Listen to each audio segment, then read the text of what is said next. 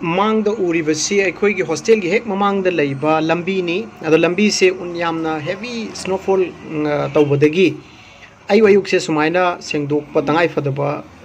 oiba yaweba aduna ngasi gi moi ngasai dagi sengini hojik loirak aba male aduna hairi bu unsi moi puraga pekthoaga khara hangba mafamda moi se haido uduine ba tawduise asani moina tawrise ado hojik mayamna hairakba akhoi gi Russia gi University akoina leiribi university se kamai tawi lari kamai tammi khotli adagi lambi kamai chatli haibana chingbado ai hojik thoani chatlani ada fajana mayamda ai bus tongba khotpadai horaga ulagi hostel dagi hek thoglak paga akoina ahan ba oina aidi la isesi lambi si taneba segi lambi si da chatlaga bus tongduini ada bus stop yaw phau chatlaga madagi bus tongaga chatuini kaigum kanda akoigi university sigi department mayam se mafam yam lam na leiba yaweba aikoigi campus amada pulap leiba oide aduna campus si tara mari manga suieba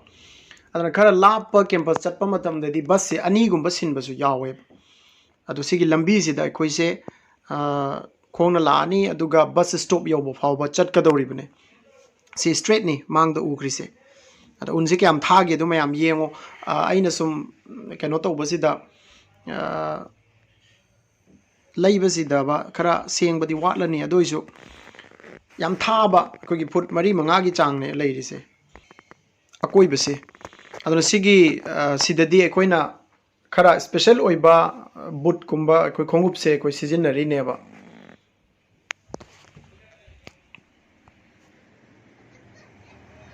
bus stop yore ado yam inge hojikse ado gari thonari ba lambi asisu unyam tajandana aikoigi thawbada nungaibana te yam kanna thawbada nan ba khotpa yam tawrini yengo mayam unse kam yam heavy oina tarise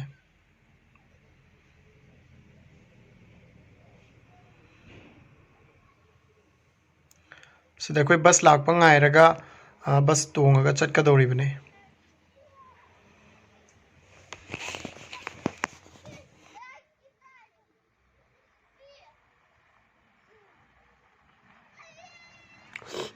bus la mayam bus manung sidi video namba yade kano se ekoi camera thammeba aduna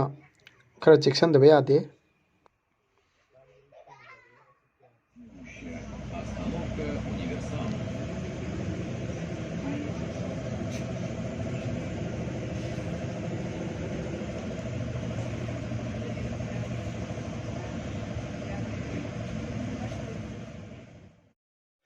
yamna ingbanina university gi mapanda leirikanda ai video namba ngamhodre adu manung changsalaga hojik ahanba interval ni akoi hojik loikhre aduna hojik interval manung recess time haiba tare akoi tv disease gi department ni adu sigi auditorium si yam chawbo auditorium ne imanaba mayam mapanda kai da thokna khari hojikti akoi gi lunch break matam neba aduna hojik junction rani aduga oja sula ani aduga koi class makha amuk chathagadoribni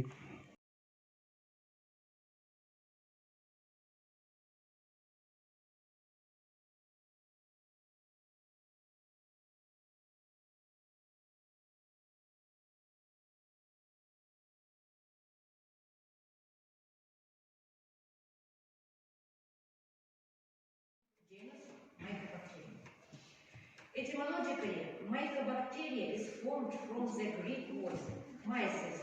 is mushroom and bacterium bacter means stick tree. Classification of mycobacterium may be pathogenic, conditionally pathogenic, atypical, and non-pathogenic, subpathogenic. Pathogenic mycobacterium is Mycobacterium